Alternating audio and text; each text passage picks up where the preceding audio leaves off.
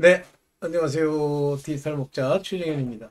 원래는 제가 이제 이런 제목으로 여러분들과 대화를 함께 나누려고 생각지는 않았어요. 이 내용으로 찍게 되는 가장 근본적인 이유가 저는 이제 일단 모르는 거는 모른다고 하고 아는 거는 안다고 합니다. 그러면 네가 지금 생각한 그것이 네가 말하고 있는 것이 진짜 진리대로 아는 건지 아닌지를 어떻게 하느냐. 그거는요, 성령이 알게 해주시지 않으면 할 수가 없어요. 그리고 두 번째는 모든 지식은 말씀에 근거하지 않으면 알 수가 없습니다. 그리고 세 번째는 그 말씀이 쓰여진 그 어법 또는 내러티브, 그 속 안에 들어있는 어떤 진술 내용대로 받으면 망합니다. 그런데 그럼 왜 하나님이 왜 그렇게 쓰셨을까요? 성경을 쓰시고 그걸 말씀을 할 때 이제 그 저자들에게 성령의 감동하고 그렇게 썼잖아요. 왜 그랬을까요? 저는 그 부분에 대해서 이렇게 두 가지로 생각합니다. 하나는 인간한테 주는데 그 인간이 그렇게 해서도 알아들으라고 주신 게 아니에요. 눈이 가리고 귀가 먹고 마음으로는 깨닫지 못하도록 하기 위해서 비유를 주시거나 또는 그 안에 있는 내용들이 인간의 어떤 내러티브, 진술에 의해서 그들이 알아듣지 못하도록 하는 거예요. 그것의 그 대표적인 사례가 뭐냐면 여러분들 옛날에 믿고선 성경 많이 읽었잖아요. 저는 믿고 성경을 그냥 읽으면 되는 줄 알고 밤새까지는 아닌데 항상 어떤 기회가 있으면 성경을 읽었어요. 그래서 이제 제가 그 알라바마 어번에 있을 때 우리 후배가 제가 워낙 가난하게 지냈어요, 미국에서. 그럴 때 자기 집에서 이제 있자고 얘기를 해요. 근데 사실 그 친구가 안 들을 테니까 제가 얘기하지만 개인적으로는 그렇게 딱 와닿지가 않더라고요. 왜냐하면 저는 인간이 살아가는 철학이나 인간의 마땅한 도리에 대한 분명한 입장이 아니면 같이 잘 지내지기지가 않더라고요. 그러다 보니까 몇 명 안 되죠. 근데 그때 이제 잘 때마다 딱 누우면 제가 항상 성경을 보고 있다가 잠이 들곤 했었어요. 근데 그때 당시에 성경을 읽을 때 참 이 내러티브가 앞뒤가 안 맞잖아요. 답답하더라고. 기왕 쓸 거면 좀 어려운 단어를 쓰더라도 앞뒤로 좀 이해가 되게 쓰든지 그랬으면 좋겠는데. 솔직히 얘기해서 그때 당시에 철학책이나 심지어는 불교의 성전까지도 경전까지도 솔직히 그렇게 이해하기가 어려운 건 없어요. 단지 그것이 내 삶에 그대로 투영되느냐 안 되느냐는 다른 문제잖아요. 어쨌든 그랬습니다. 이거를 제가 이제 주님께서 그 전부터 저를 택하셔서 인도하셨지만 제 마음에 이제 하나님의 쓰실 재료로 쓰실 제목으로 저를 훈련시키실 때 이 깨달음을 주기 시작하는데 그거는 어느 날 갑자기 아무것도 한 게 없고 권한도 없고 연단도 없는데 주는 게 아니고요. 그런 과정을 거치면서 어느 날 깨달음을 주시는 거예요. 때가 되면. 자, 그런 관점에서 얘기를 좀 해볼게요. 지금 현재 이제 요거를 한번 보시면서, 요 영상을 한번 보시면서 우리 한번 볼게요. 요겁니다. 요거 구글. 여기 이제 뭐라고 나옵니까? 여기 보시면. 제가 이제, 잠깐만요. 이거 뭐라고 나와요? 난 이제 지옥 갑니다. 하나님의 진노가.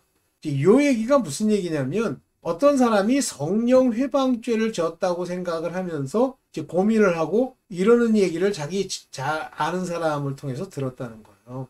근데 이제 이 장로님이 다른 사람에 비하면 체험도 많고 이분은 이제 하나님의 그 born-again 하는 단계가 지나셨겠죠. 그렇다고 해서 모든 사람이 동일하게 가르치고 깨닫고 할 수 있는 건 아니에요. 제가 볼 때는 저는 지금 이분을 이제 구독을 안 하는데 옛날에는 구독을 했었죠. 이분에 대해서. 근데 이분은요, 이런 분이에요. 여기 뭐라고 나오죠?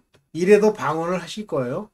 저런 말들이 참 답답한 거예요. 그러니까 본인 스스로가 어떻게 생각하시냐면 굉장히 놀라운 걸 뭘 안다고 착각을 하는 거예요. 근데 저 사람이 아는 거는요.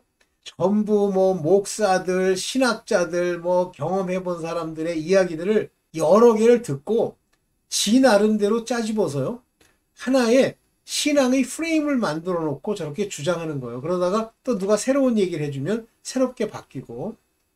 이 얘기 중에 여기 여러분들도 여기 보셔서 알지만 저는 이제 지옥 갑니다. 요거를 잠깐 들었어요. 이걸 이분 건 길게 들을 필요가 없어요. 이런 얘기는요. 수도 끝도 없이 제가 과거에 많이 들었던 거고, 뭐 쉽게 얘기하면 제 개인적인 감정입니다. 생각입니다. 저런 유치한 얘기는요, 여러분들 자꾸만 듣고 담으면 여러분들 점점 이상해져요. 영이 같아집니다. 이 수준의 영으로 변해버려요. 뭐 이분이 구원 못 받았다는 게 아니에요. 그건 전 몰라요. 그러나 제가 볼 때는 이분이 믿음으로 본어게인 했어도 그렇게 우리가 생각할 때 본받을 만하진 않다. 그럴수록 어떤 특징이 있냐면요. 여기 보세요. 수만 명이 들어요. 수만 명이. 왜냐면 다 그 수준이기 때문에 그렇습니다. 자, 이거 없애면서. 자, 그러면 왜 저 사람이 말하는 저 친구라는 분이 왜 두려워하느냐? 성령 회방죄를 자기가 졌다고 생각을 하는 거예요. 근데 하나님이 그걸 알려주셔서 그런 죄에 관한 이야기를 자기가 받은 게 아니고요.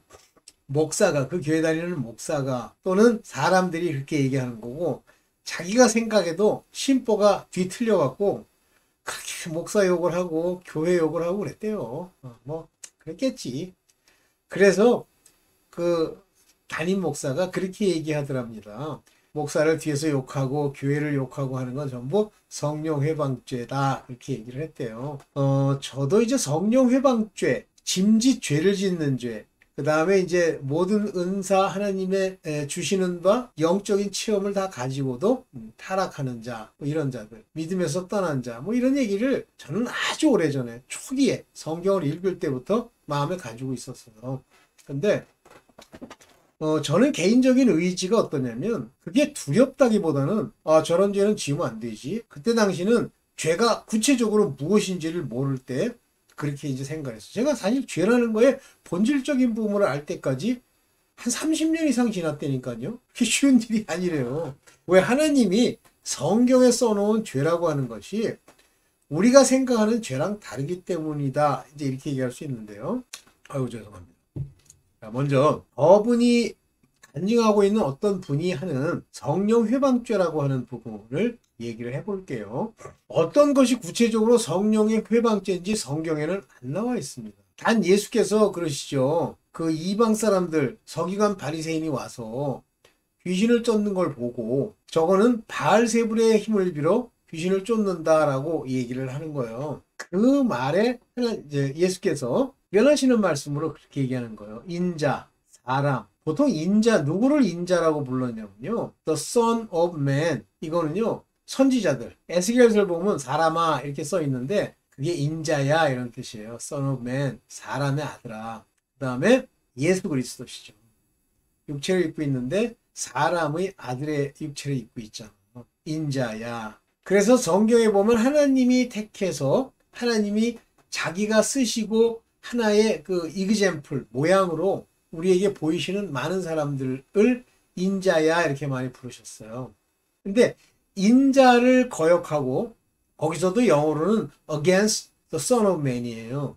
인자, 사람을 against라는 건 대항했다는, 대적했다. 그 대적하는 방법이 말로, 행동으로 대적을 하는 거예요. 그런 죄는 다 사함을 받되 회개하면 없어지지만 무엇은 안 없어지느냐면요, 성령을 회방하는 것, 즉 against the Holy Spirit, 이거는 말로 했던 행동으로 했던 안 없어진다는 거예요. 그리고 같은 성령 회방에 관한 이야기, 영어로는 blasphemy 이렇게 되어 있지만 똑같아요. 헬라어에서 나온 거예요. blasphemy라는 게 신성 모독.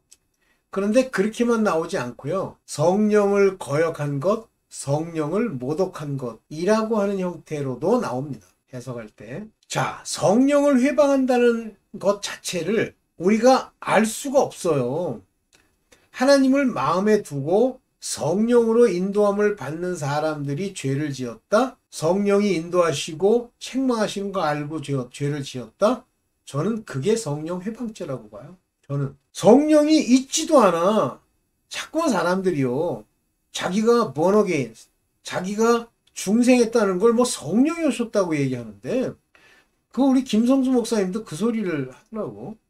푸니마. 그걸 루아흐랑 구별을 못하는데, 그분도 굉장히 공부를 많이 하시면서도 내가 볼 때는 이제 성경을 많이 읽으셨어도 어떤 부분은 모르는 거예요. 인간의 영, 푸니마티, 푸니마토스, 정관사가 붙지 않은 그것, 영적인 상태, 영어로는 정신이라고 번역하는 그와 같은 것은 사람의 영입니다. 그 사람의 영은 하나님의 영이 아니에요. 하나님의 영으로 낳은 거지. 이거는 제가 뭐 단순하게 뭐 모르는 얘기를 주장하는 게 아닙니다.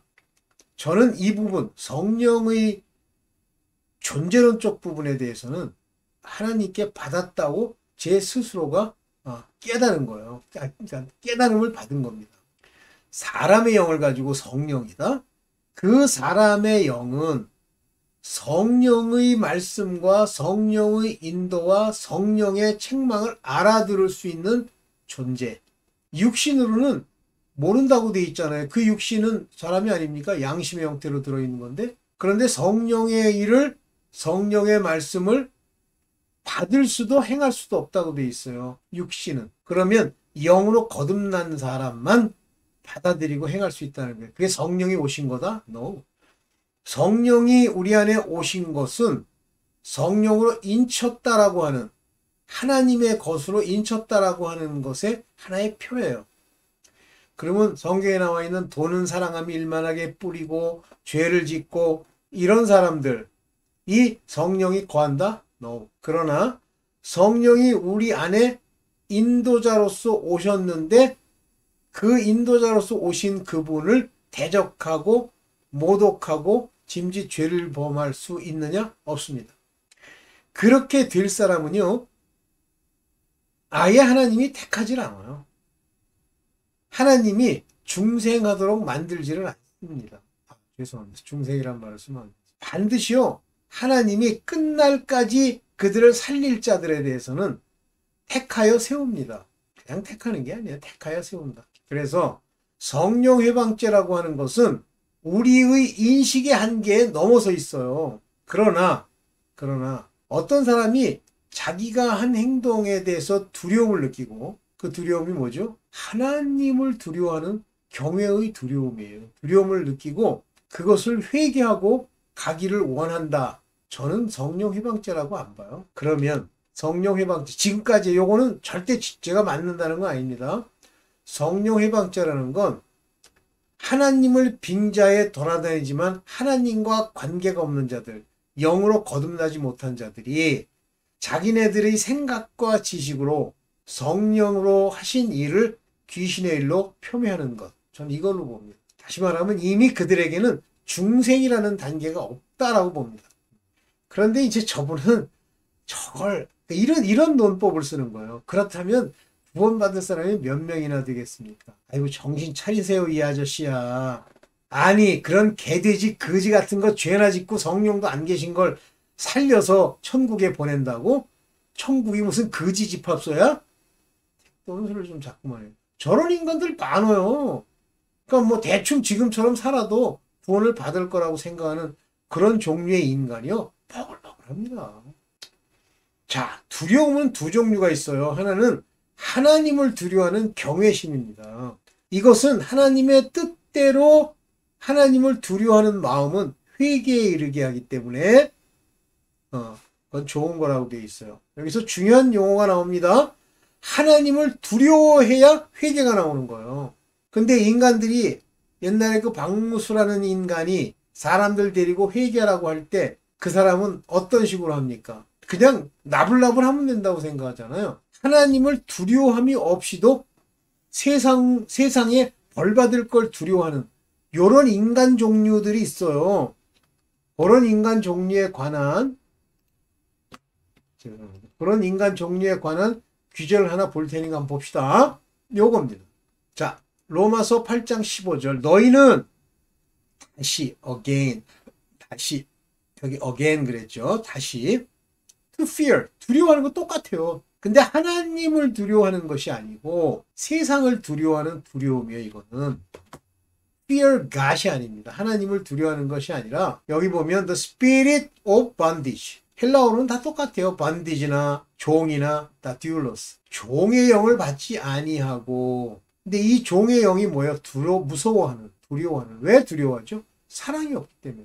사랑은 두려움을 내어쫓나니, 사랑이 있으면요 두려움이 없어요. 그래서 양자의 영을 받았으니 양자의 영, the spirit of adoption. 요거는 성령이세요. the spirit of adoption. 요게 adoption이라는 게 양자권, 양자가 될 수 있는 그 spirit을 얘기하는 겁니다. 내가 받았기 때문에 여기 과거 완료가 아니라 요거는 현재 완료죠. 완료, 진행. 그래서 양자의 영을 과거 이미 받아가지고 있기 때문에 여기서 보세요. 아바 아버지라 부를 수 있느니라. 많은 사람들이 입으로 아버지 그러니까 자기가 아버지, 양자의 영, 즉 성령이 안 계시면요. 아버지라고 불러봐야 아무 의미가 없어요. 근데 어떻게 내 입에서 이렇게 나오냐. 아니, 네가 임의로 네 멋대로 네 식의 신앙으로 부르는 거지. 이해되세요? 그래서 이 두려워하는 종의 영을 받으면 두려움이 계속 떠나질 않아요. 그 사람들처럼. 그거는요, 한마디로 얘기하면 이 양자의 영이 없거나 아니면 요게 이제 약속의 영이기 때문에 여기 보면 양자의 영이라는 게 the spirit of adoption이니까 성령인데 이 성령이 여기 adoption이니까 양자가 되었다는 게 아니라 양자로서의 권한을 행사하는 영, 우리 안에 있는 영을 얘기하는 거예요. 내 영. 오케이. 자, 이걸 없애면서. 그래서 죄와 두려움의 관계에서 보면 그 죄가 아버지 앞에 내어놓고 회개하는 하나님을 두려워하는 두려움이 아니고 세상에서 밥도 많이 먹고 재앙받고 자기 삶이 꾸겨질까봐 하는 두려움, 이거 믿음이 없는 거예요. 그래서 제가 그 댓글에다 이렇게 썼어요. 그 사람은 믿음이 없는 거지. 무슨 거듭남이 없는 거지. 뭘 그게 근데 그런 사람 많대. 다 가짜요. 다 죽어요. 자, 이제 마지막으로 여러분들 마음에 이제 이 문제를 한번 생각을 하셔야 돼요. 자, 그러면 여러분들의 두려움이 어디서 오느냐라고 하는 건데 봅시다. 자, 데살로니가 후서 2장 2절에 보면 요즘 계속 우리 브랜든 빅스나 또는 이름도 잊어먹었네. 나머지 사람들 거는 좀 그렇게 뚜렷하게 들을 만한 참 이게 상층부에 있는 선지자 계시하는 간증하는 사람들은 아니어서 제가 이름도 기억이 안 나는데 영으로나 말로나 혹은 우리에게서 받았다는 편지로나 많이 나오죠. 꿈 꿨다. 성령이 내게 환상을 보여주었다. 성령이 내게 말씀하셨다. 이런 말로 주의 날, 이 주의 날이라는 게 바로 환난과 심판 그리고 천년왕국의 주의 날. 그게 주의 날이에요. 주가 오시는 날.